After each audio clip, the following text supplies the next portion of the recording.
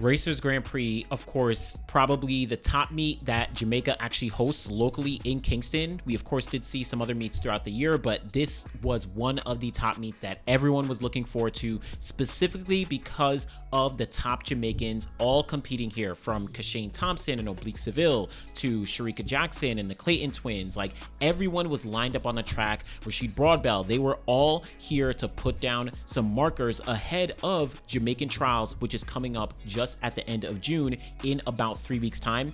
And listen, a lot of these athletes delivered, and some of the international athletes also put down some great performances. So let's dive right into some of these highlights here. Men's 100 meters, this is where we saw Kishane Thompson absolutely shine and show us the Kishane Thompson that we've seen in previous years.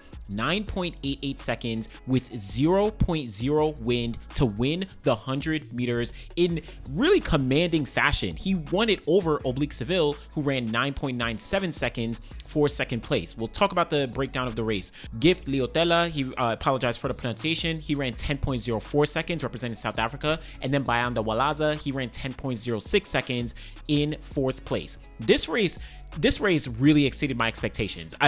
You could probably have predicted, Bayanda, he's going to run, 9.88 or, something like that, or Kishane would have run 9.7. But I am very impressed with these results. Now, Kishane Thompson, he had an absolutely amazing start from the gun. And he always has a really great first half of the 100 meters, relative to the rest of the field. And he absolutely showed that last night. Now, he did actually have Walaza right next to him. You can argue Walaza was kind of like side by side with Kishane for about 30 to 40 meters in that race. So that gave Kishane Thompson a lot of pressure to make sure that he was executing well and pushing through the entire 100 meters, which is what he did. He did not let up at the end of the race as he usually does. We've seen it at Jamaican Trials last year. Even arguably, we've seen him kind of tense up at the Olympic Games last year in Paris, or maybe even at the Shanghai Diamond League, right? We've seen these races where he gets run down. No, this time, despite that pressure right next to him,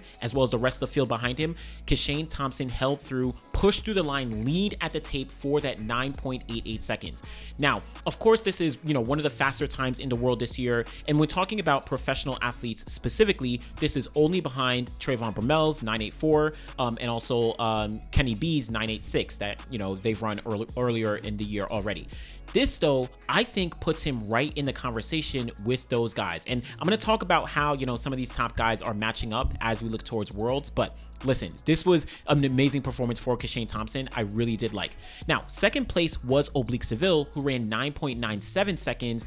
And this, I think, in totality, shows that Oblique Seville is back healthy and he's ready to compete.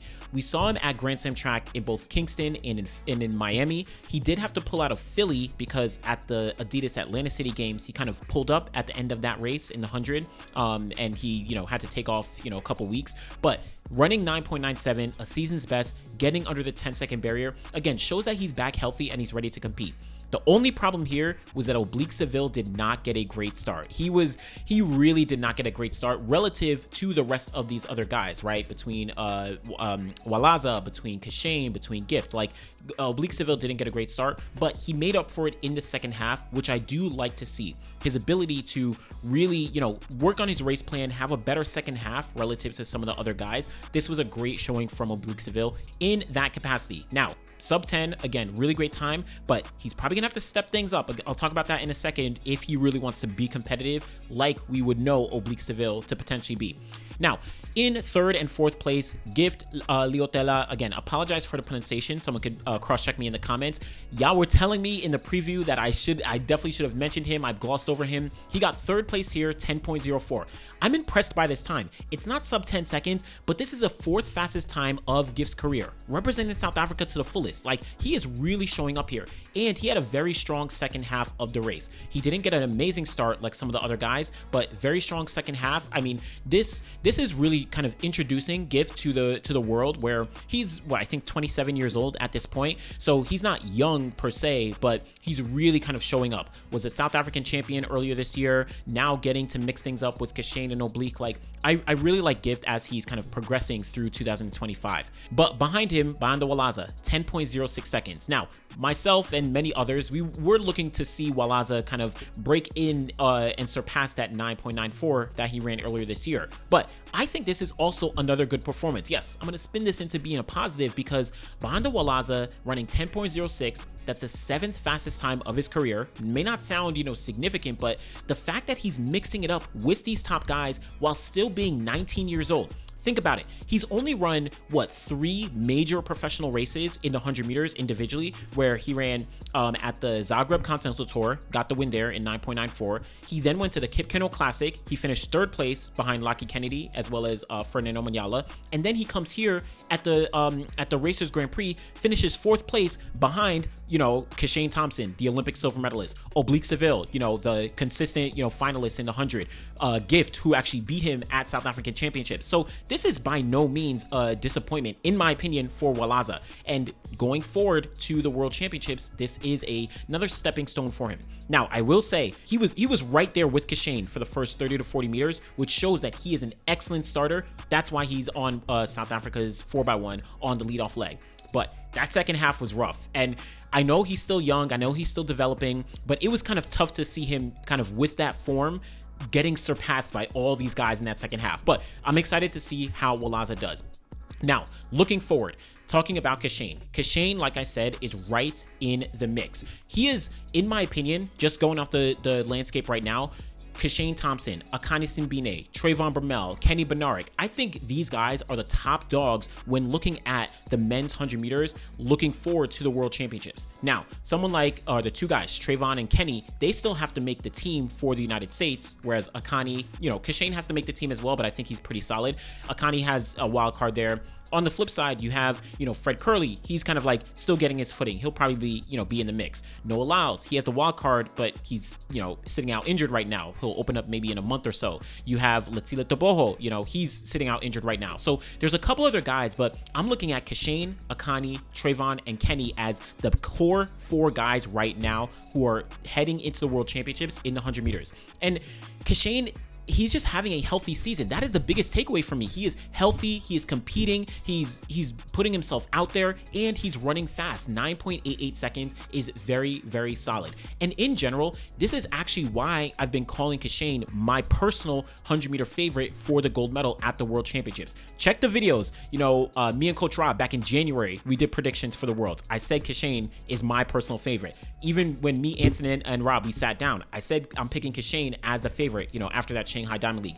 This is another proof point of that. Yes, he's not running, at Grand Slam track. He's not running at a ton of Diamond League races, right? But he's showing up when it counts. He's able to hang toe-to-toe with the Akani Simbine, who's looking dominant, all throughout the season. He's able to come to a Racers Grand Prix and take down Oblique Seville, right? He's able to really get better and better through each of his races in quality fields. He's able to show, listen, yes, in some of my previous races, I did, let up at the end, but nah, when I'm in this field here, even if I'm, a decent gap ahead, I'm going to run through the line and I'm going to make sure I lean because this is what I need to practice as I get to the World Championships. Listen, Kishane Thompson is very dangerous. I think between Kishane Thompson, Trayvon Bromell, these are guys who I think have the highest ceiling. Now, Trayvon, he's dealt with injuries in the past and things like that. Kishane Thompson, I think, has so much potential in terms of his growth and development. So we'll see how he does pan out. I'm excited though.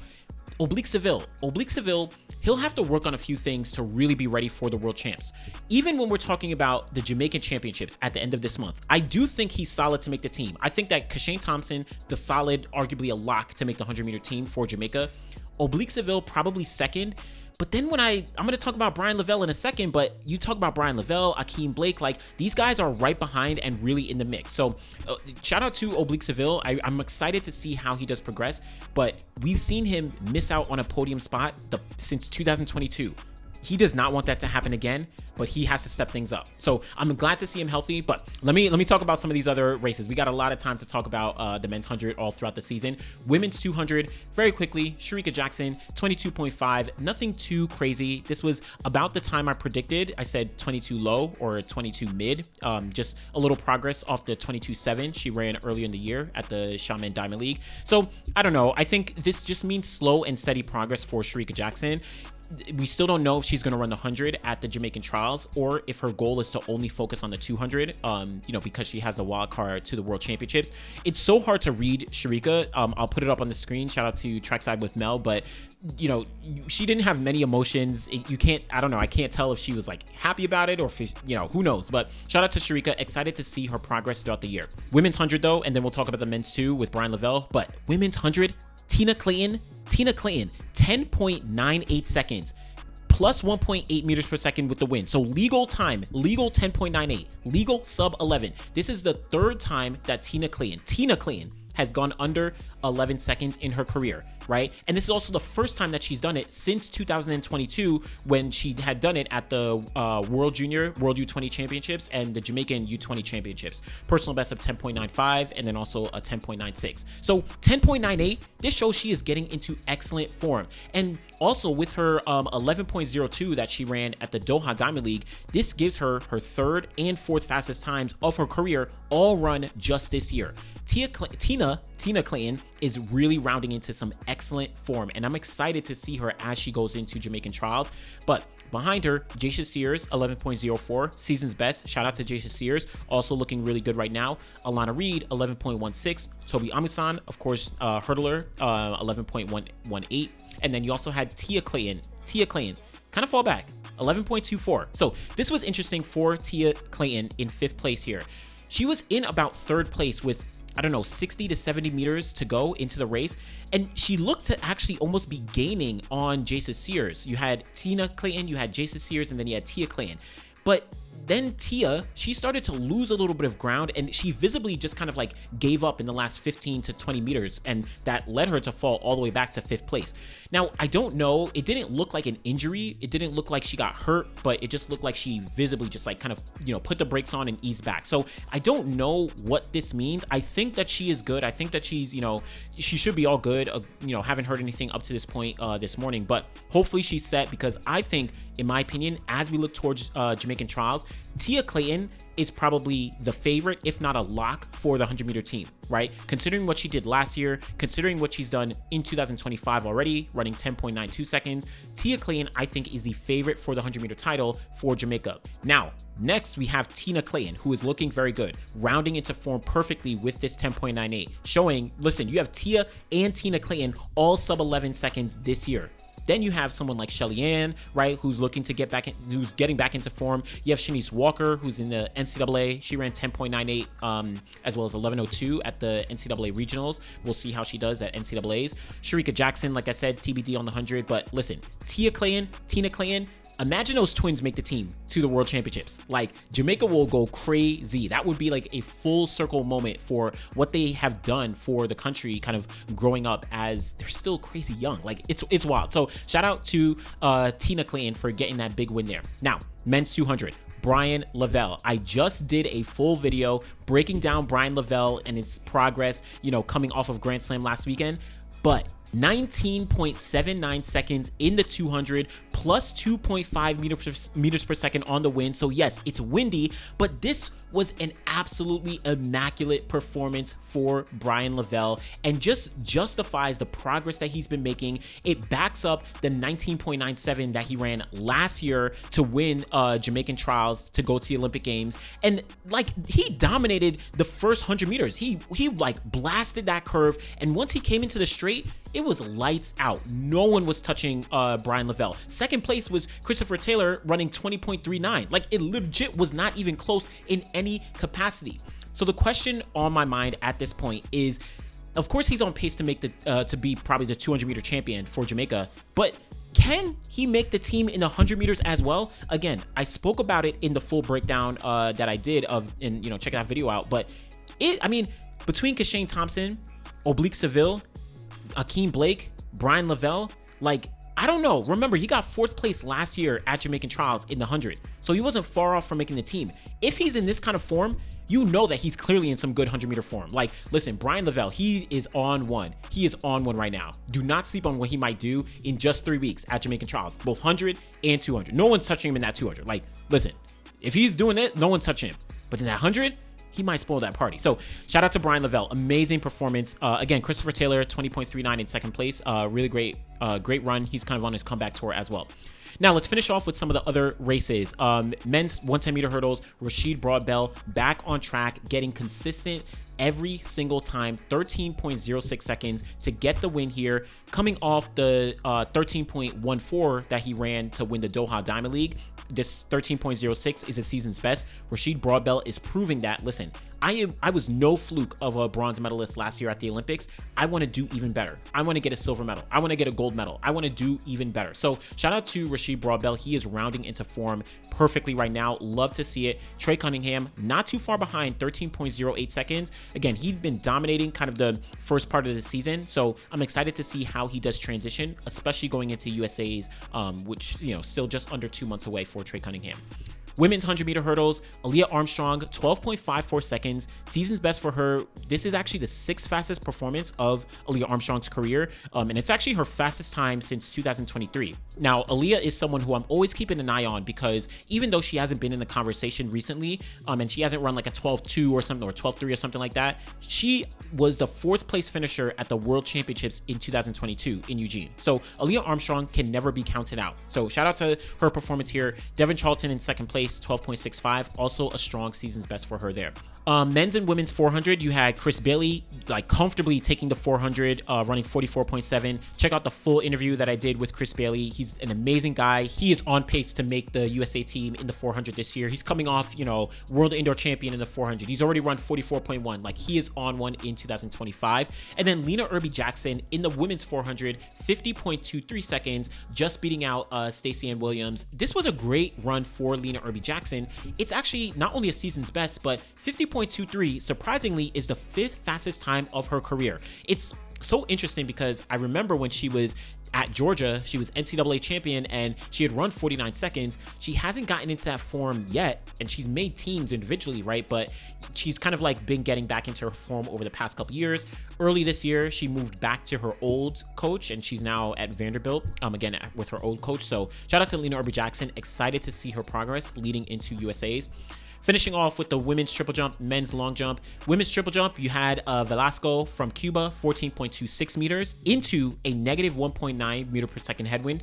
Cuba, they are always producing amazing triple jumpers year after year, all the time. Shout out to Velasco, apologize for the pronunciation, in the women's triple jump. And then Wayne Pinnock, nothing too crazy. Men's long jump, 7.97 meters. Yeah, again, nothing too notable, not 8 meters, nothing too crazy.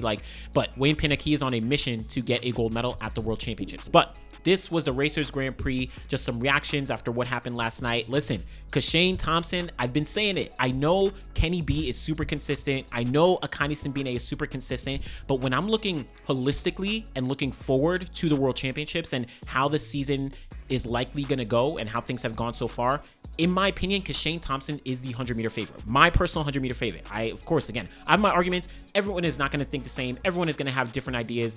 Someone are going to have Noah Lyles. Some are going to have Akani. Some are going to have Kenny, or whoever it may be. But I think Kishane Thompson, this performance, this 988, this backs it up for me personally. So we'll see. Jamaican Trials, 3 weeks away.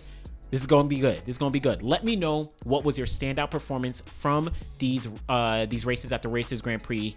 Man, we got a lot of track coming up still. June is going to be crazy. But let me know what you think. Be sure to like the video, subscribe to the channel. Always do appreciate y'all. Thanks for watching.